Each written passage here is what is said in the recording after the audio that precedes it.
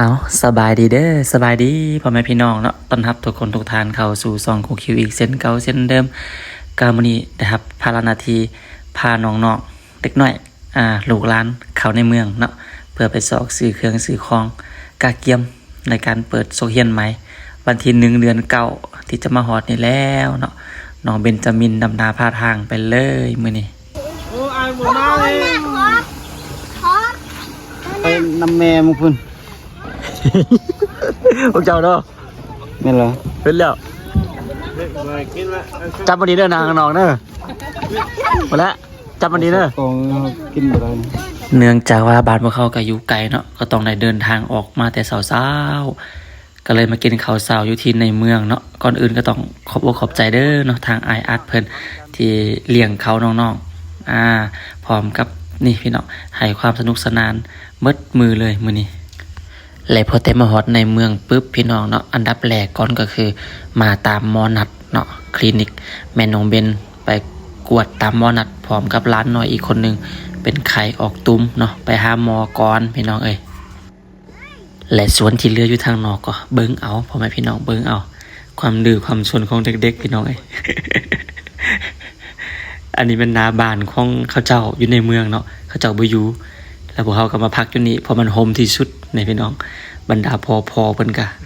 นั่งเบิ่งลูกไผลูกลาวเนาะพี่น้องเนาะรับผิดชอบลูกไผลูกลาวพี่น้องลูกกูคิวมา1คนน้องเบนจามินแต่มีร้านมานำคนนึงเสียดายน้องแบงค์บ่ได้มาเนาะพี่น้องเนาะมื้อนี้มานำกันอยู่7คนพี่น้องเด็กๆเนาะรวมทั้งพ่อทั้งแม่อีกเป็น10 กว่าคนพี่น้องเอ้ยและคลินิกที่2ก็คือคลินิกมอตาพี่น้อง เนื่องจากกรีดยางพาราตลอดทุกคืนเลยแม่น้องเบนเจ็บตาก็เลยแวะให้ครูคิวออกไปซื้อยาหยอดตาว่าซั่นว่าแม่พี่น้องเงินพ่อ80,000พุ่นหลังจากฮอดในเมืองปึ๊บพ่อแม่เพิ่นก็พาไปซื้ออุปกรณ์การเขียนก่อนเป็นอันดับแรกเลยเนาะสมุดดินสอปากกาต่างๆนานาไม้บรรทัดวันนี้ของลูกกินลืมอยู่ของบินมีแต่ลืมของไอ้ไม่โอ้ยมีแต่หลายเวียกเติบพ่อแม่พี่น้องขนาดทางอาจารย์วัดก็ยังได้ฝากพวกเขาไปซื้อจักรตัดยาเนาะพี่น้องเนาะเพื่อเอาไปไว้ที่วัดเอาไปตัดยาวัด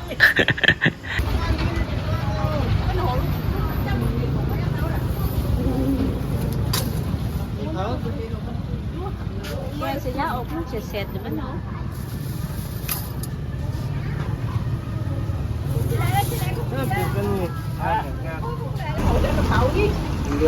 เนี่ยสาวหน่อยสื่อเครื่องนักเรียนเสียงานแท้แต่ไม่เสียเพื่อนอันนี้นะหอมเนาะเสียน้องตัวอันนี้มันกระเป๋าโตโอ้หอมมันก็งามนี่หอมได้แล้วอ้ำโมลุโอ้จาน2ไหมเอาอันใด กำลังสื่อเครื่องสื่อคล้องอันนี้แน่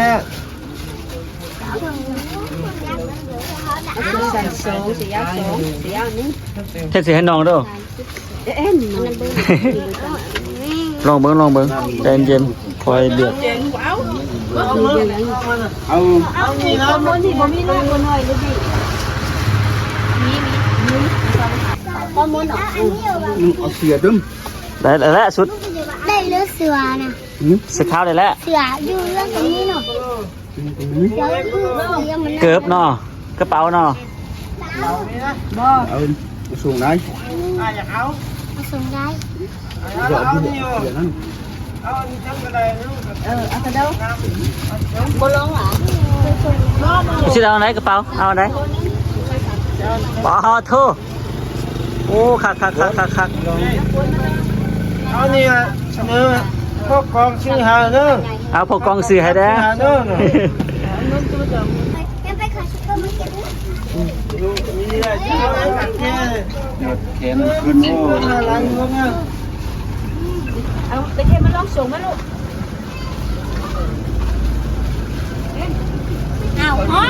บ่แม่นของง่ายพ่อแม่พี่น้องกว่าสิเลือกเครื่องเลือกของซื้ออุปกรณ์เสื้อผ้ากระโปรงกระเป๋าแล้วจนอยากกินข้าวพ่อแม่พี่น้องเนาะ เลยยังบ่ฮอดบนขี่สไลเดอร์เด้อตอนนี้ก็อยากกินเขาวเนาะว่าแวะเติมน้ำมันแล้วก็เด็กน้อยอยากกินเขาวคือมากินเขาวอยู่ปั๊มน้ำมันเฮาเลยพี่น้องเอ้ยบ่แม่นปั๊มน้ำมันลุงนานนี่ ลุงนานมาซื้อน้ำมันเนาะนี่คอเขาเจ้ากินเขาวอยู่นี่เลย ถ้ากินกันดีโอ้จะ เนาะนี่ผู้ใหญ่ก็นั่งเอาโปะเอาแปะก็ดีมาส่งลูกชายลูกสาวตัวเองแล้วหลังจากกินเขาวแล้วก็น่าจะได้พาเด็กๆไปขี่สไลเดอร์ก่อนครับ หันกินเลยครับนี่เล็กน้อยจะมันเล็กน้อยละแปลงครับกินทำข้าวยังหันหลัง ลงมาลูกบอกเขาจะกินถ่ายรถเดี๋ยว เล็กน้อยลงมากินจะรู้มาผู้ใหญ่กินเขาวถ่ายรถ ลูกน่ะมันเป็นนะ มาเด้อทุกคนพ่อแม่พี่น้องกินข้าวนำกัน12 โมงครึ่งแล้วตอนนี้ก็ได้เนาะอาหารการกินก็ได้ กินแบบนี้เลยมาเอา อยู่ตลาดมา เหมาะมันนะ ใครมากินแมง กินเยอะไปกัน ไม่ละลูกติดแปลงแมงเยอะนี่ ทำได้แล้ว กินน้ำ จุบยัดน่ะจุบไว้ ใช่สิเนาะ ก็จะได้กิน เฮ้ยจันดิชิกินได้แล้ว เอาพน เอากินกันให้อิ่มน้ำสำราญเด้อจักหน่อยพาไปขี่สไลเดอร์กันเนาะในที่สุดเด็กหน่อยกะมาฮอดบอนที่อยากมาเรียบร้อยแล้วเนาะซูเปอร์มาร์เก็ตได้พี่น้องเด้อจะมีสถานที่เด็กหน่อยลินแบบโอ้ครบวงจรเลยก็ว่าได้เนาะก่อนอื่นมดก็ต้องมานี่ก่อนพี่น้องเขาเอิ้นว่ายังวะ มาลงทะเบียนก่อนเนาะเด็กหน่อยแต่ละคนจะมีปอกแคนเพิ่นใส่ให้แต่เขาจะเอิ้นมีหยังเขาจะเอาใส่แคนนั่นแหละนี่ไม้ไว้ไม้วันเวลาให้แต่ละคนต้องมีธงตีนเข้าไปลิ้นกันกะพวกเขาจะให้เด็กๆลิ้นอยู่นี่อยู่ประมาณ1 ชั่วโมงเนาะสำหรับครูคิวกับแม่น้องเบนจะพากันออกไปธุระก่อนออกไปซื้อปุ๋ยมาใส่กาแฟก่อนเนาะแล้วก็ให้พ่อแม่ผู้ที่เหลืออยู่นี่เบิ่งเด็กหน่อยท่าหลังจากนั้นเขาก็จะมาหับกลับบ้านทำไมพี่น้องเอ้ยโอ้เป็นบัญชีใช่อ่ะนน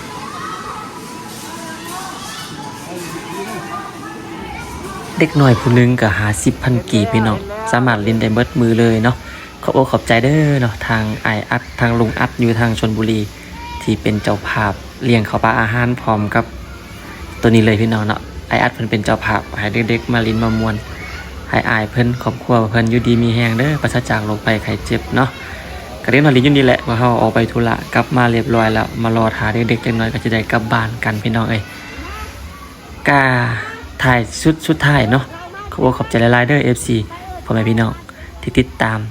ที่เฝ้ารอคอยครูคิวมาโดยตลอดเนาะที่บุปผาบ่ทิม3 เดือนที่ผ่านมาคือบ่มีโทรศัพท์เพพ่อแม่พี่น้องก็ยังท่าเบิ่งคลิปยังท่ากดติดตามอยู่จังซี่นะก็บ่มีหยังหลายเนาะก็ขอให้อยู่ดีมีสุขอยู่ดีมีแฮงตลอดปีตลอดไปเด้อสุขผู้สุขคนพวกเฮาเดินทางกลับบ้านก่อนปลอดภัยเบิดสุขผู้สุขคนแล้วพบกันใหม่พี่น้องสบายดีคักแต่ว่าโอ้ไม่ไปทางใส่ไปทางคว้านเลยดิ เอาไปข้าว เห็นอันนี้คักบ่คักฟังความเด้อ